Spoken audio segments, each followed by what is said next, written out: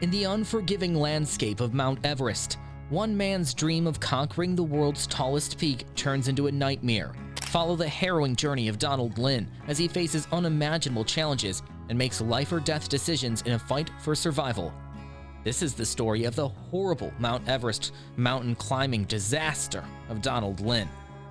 In December 2018, Donald Lynn, a 55-year-old software salesman, quit his job and embarked on a month-long adventure to fulfill a dream he had cherished for more than 40 years, to climb Mount Everest, the world's highest and most dangerous mountain. Lynn had already climbed 5 of the 7 tallest mountains in the world, and only needed to climb Mount Vincent in Antarctica and Mount Everest to join the 7 Summits Club. To become a member of the 7 Summits Club, one would have to climb the top of the tallest mountain in each of the 7 continents.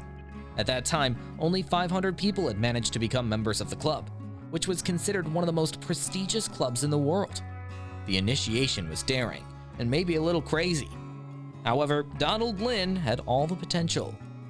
Lynn was a daring and strong-willed man who had already climbed Kilimanjaro, located in Africa at an altitude of 5,895 meters, Mount Elbrus in Russia at an altitude of 5,642 meters, Denali in North America with an altitude of 6,190 meters, Mount Kosciuszko in Australia at 2,228 meters, and Jaya Peak Mount Carstens at 4,884 meters. Therefore, it was not a surprise that he had been nurturing his dream of successfully completing the last of the 2 challenges. On a lowly Wednesday in January 2019, Lynn finally set out to climb the last 2 mountains on his list. He had taken a 5-month leave from work, saved up enough money, and was finally ready to tick off the last 2 mountains on his list.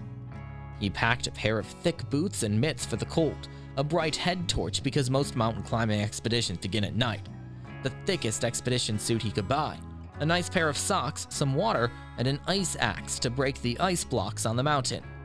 All of these he squeezed into a huge backpack, and away he went. The first stop was Antarctica to climb Mount Vincent. At an altitude of 4,892 meters, it was no joke, but Lynn believed he could handle it.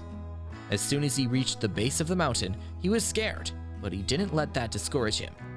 He began his climb, and things started to go wrong almost immediately. The weather was terrible, and it became even worse as he climbed higher. He was not used to the cold, and his equipment was not adequate for the harsh weather conditions. He struggled to keep warm, and the ice axe he had brought with him was not enough to break the ice blocks on the mountain. He was exhausted and could barely take a step. He was afraid that he would not be able to complete his climb, but he did not give up. He pushed through the pain and finally reached the summit of Mount Vincent. After climbing Mount Vincent, Lynn proceeded to Asia to climb Mount Everest. He was excited and confident, having climbed 5 of the tallest mountains in the world. However, things didn't go as planned. On the day of his climb, the weather was clear and everything seemed to be in place, but as he climbed higher, he started to experience difficulties. The air was thin, and he was not used to the altitude. He began to feel sick and dizzy, and he struggled to breathe. He was forced to take breaks after every few steps, which slowed him down. He was running low on supplies, and his equipment was not holding up well under the extreme conditions. He was cold and tired, and his energy was fading fast.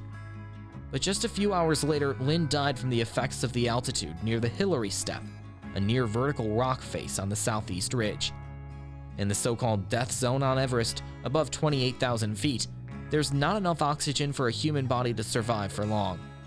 Climbers who get stuck above 28,000 feet are certain to die.